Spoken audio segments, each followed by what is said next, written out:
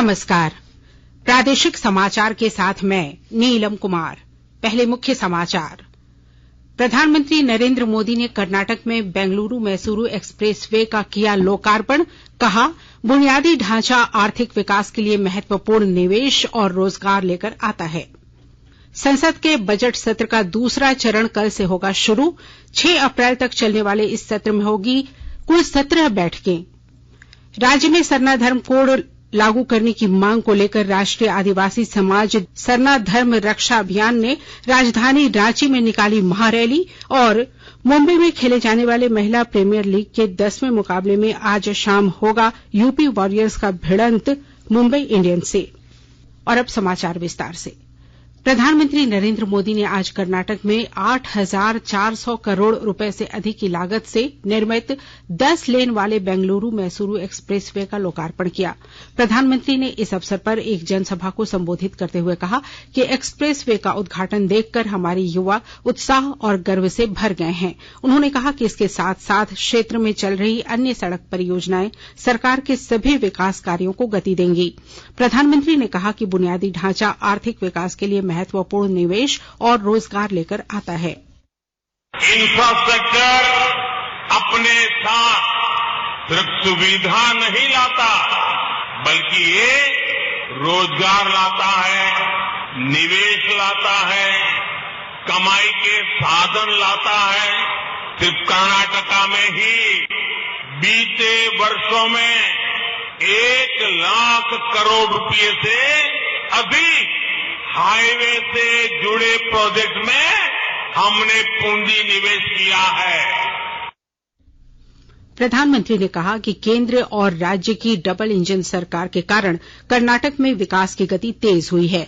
उन्होंने कहा कि डबल इंजन की इस सरकार का लक्ष्य समाज के हर वंचित वर्ग तक पहुंचना है।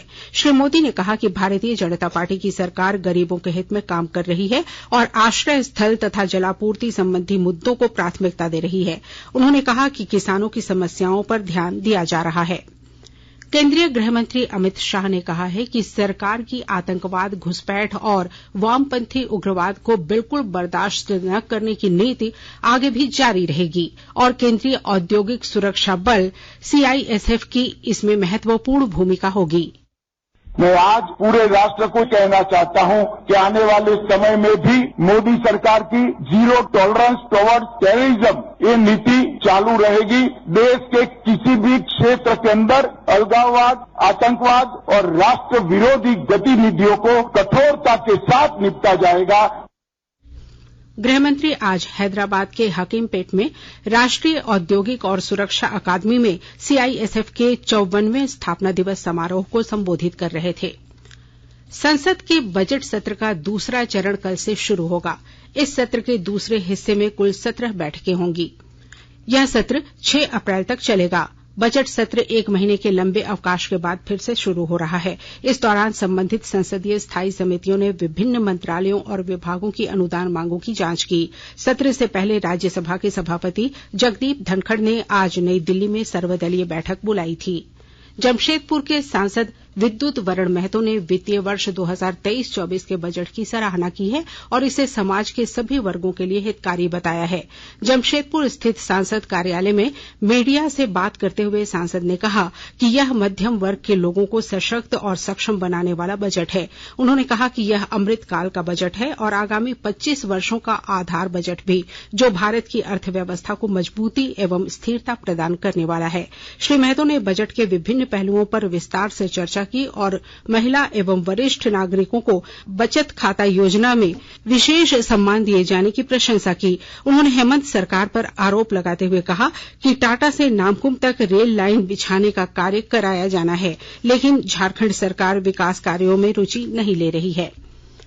धनबाद से जसीडीह झाझा होकर पटना जाने वाले यात्रियों के लिए अच्छी खबर है। धनबाद पटना इंटरसिटी एक्सप्रेस अब सप्ताह में 7 दिन चलेगी। रेलवे बोर्ड ने सप्ताह में 6 दिन चलने वाली इस ट्रेन को प्रतिदिन चलाने की मंजूरी दे दी है। रेलवे ने जनवरी में इस ट्रेन को प्रतिदिन चलाने का प्रस्ताव रेलवे बोर्ड को भेजा था, जिस पर मंजूरी की मुहर लग गई है। सरायकेला स्थित पठागार में बूथ सशक्तिकरण अभियान कार्यक्रम के तहत सरायकेला और खरसावां विधानसभा की संयुक्त कार्यशाला आयोजित की गई। कार्यक्रम में आदिवासी मामलों के केंद्रीय मंत्री अर्जुन मुंडा ने कहा कि अब राष्ट्रीय स्तर पर कार्यक्रम सिर्फ जातीय आधार पर नहीं बनते। उन्होंने कहा कि भारत सरकार अमृतकाल में क्या सोच रही है, सभी कार्यकर्ताओं को पता होना चाहिए। हमें डिजिटली अपडेट रहने के साथ साथ जमीनी स्तर पर भी जागरूक रहना है। श्री मुंडा ने कहा कि हम चुनावी मोड़ में आ चुके हैं, हमें अब और ज्यादा सजग रहना है। केंद्रीय मंत्री ने बताया कि अगला रोजगार मेला सिमडेगा में लगेगा। पश्चिमी सिंहभूम जिला विधिक सेवा प्राधिकार द्वारा चाईबासा मंडल कारा में बंदियों के बीच विधिक जागरूकता कार्यक्रम चलाया गया तथा परिजनों से उपेक्षित बंदियों की समीक्षा की गई। आकाशवाणी के ताजातरीन समाचारों के लिए आप हमारी वेबसाइट newsonair.com पर लॉग ऑन कर सकते हैं। ताजा समाचार Twitter handle @AIR news alerts और Facebook page All India Radio news पर भी उपलब्ध है। आप प्रादेशिक समाचार एकांश के Twitter handle @AIR news _Ranchi और फेसबुक, इंस्टाग्राम पेज तथा YouTube channel AIR news Ranchi पर भी हमारे बुलेटिन सुन सकते हैं। प्रादेशिक समाचार आप आकाशवाणी रांची से सुन रहे हैं। राष्ट्रीय आदिवासी समाज सरना धर्म रक्षा अभियान द्वारा सरना कोड लागू करने की मांग को लेकर आज राजधानी रांची के मोरहाबादी मैदान में महारैली का आयोजन किया गया। इस दौरान रांची के आसपास से आए सरना समुदाय के सैकड़ों लोगों ने केंद्र सरकार से आगामी आने वाले जनगणना प्रपत्रों में सरना धर्म कोड कॉलम का विकल्प रखने की मांग उठाई। झारखंड एकेडमिक काउंसिल की 14 मार्च से होने वाली मैट्रिक और इंटरमीडिएट परीक्षा की तैयारी लातेहार जिला प्रशासन की ओर से पूरी कर ली गई है। और ब्यौरे के साथ हमारे लातेहार संवाददाता। झारखंड एकेडमिक काउंसिल द्वारा 14 मार्च से प्रारंभ होने वाली मैट्रिक व इंटरमीडिएट की परीक्षा की तैयारी लातेहार जिला प्रशासन द्वारा पूरी कर ली गई है। पूरे जिले में मैट्रिक की परीक्षा के लिए 36 व इंटरमीडिएट की परीक्षा के लिए 23 परीक्षा केंद्र बनाए गए हैं। इस बार मैट्रिक की परीक्षा में 11,312 जबकि इंटर की परीक्षा में 7,296 परीक्षार्थी शामिल होंगे। नवसृजित सरजू प्रखंड में पहली बार मैट्रिक व इंटर के लिए एक परीक्षा केंद्र बनाए गए हैं। संजय कुमार तिवारी, आकाशवाणी समाचार, लातेहार। जमशेदपुर के बिष्टुपुर स्थित सांसद विद्युत वरण महतो के कार्यालय के बाहर आज कांग्रेसी कार्यकर्ता और भाजपा कार्यकर्ताओं के बीच हाथापाई हुई। पुलिस के पहुंचने के बाद मामला शांत हुआ। इस घटना के बाद कांग्रेसी कार्यकर्ताओं ने नारेबाजी की और धरना पर बैठ गए। जमशेदपुर कांग्रेस के महिला एवं पुरुष नेताओं ने कहा कि पार्टी के वरिष्ठ नेताओं को सूचना दे दी गई है, उनकी राय आने के बाद ही आगे की कार्रवाई की जाएगी। वहीं भारतीय जनता पार्टी के जिला अध्यक्ष गुंजन यादव ने कहा कि लोकतंत्र में सभी को अपने विचार रखने की स्वतंत्रता है, लेकिन असंसदीय भाषा का प्रयोग उचित नहीं है। गिरिडीह जिले में आज 2 अलग अलग घटनाओं में 3 व्यक्तियों की मौत हो गई। हिरोडीह थाना क्षेत्र के नीमाडीह में हुई एक सड़क दुर्घटना में 2 लोगों की मौत हो गई, जबकि तीसरी थाना क्षेत्र के भंडारी गांव में एक बच्ची के पानी में डूबने से मौत हो गई। पश्चिमी सिंहभूम जिले के चक्रधरपुर रेल मंडल अंतर्गत लोटा पहाड़ रेलवे स्टेशन के पास टिटलागढ़ हावड़ा इस्पात एक्सप्रेस से 2 लोगों को चलती ट्रेन से फेंक दिया गया, जिससे एक व्यक्ति की घटनास्थल पर ही मौत हो गई जबकि एक गंभीर रूप से घायल हो गया। घायल यात्री को चक्रधरपुर अनुमंडल अस्पताल लाया गया, जहां इलाज किया जा रहा है। महिला प्रीमियर लीग के 10वें मुकाबले में आज यूपी वॉरियर्स का मुकाबला मुंबई इंडियंस से होगा। यह मैच मुंबई के ब्रेबॉर्न स्टेडियम में अब से थोड़ी देर बाद खेला जाएगा। और अब अंत में मुख्य समाचार एक बार फिर। प्रधानमंत्री नरेंद्र मोदी ने कर्नाटक में बेंगलुरु मैसूरू एक्सप्रेस वे का किया लोकार्पण। कहा, बुनियादी ढांचा आर्थिक विकास के लिए महत्वपूर्ण निवेश और रोजगार लेकर आता है।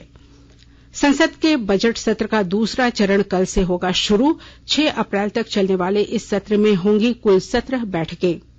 राज्य में सरना धर्म कोड लागू करने की मांग को लेकर राष्ट्रीय आदिवासी समाज सरना धर्म रक्षा अभियान ने राजधानी रांची में निकाली महारैली। और मुंबई में खेले जाने वाले महिला प्रीमियर लीग के 10वें मुकाबले में आज शाम होगा यूपी वॉरियर्स का भिड़ंत मुंबई इंडियंस से। इसके साथ ही आकाशवाणी रांची से प्रादेशिक समाचार का ये बुलेटिन समाप्त हुआ। नमस्कार।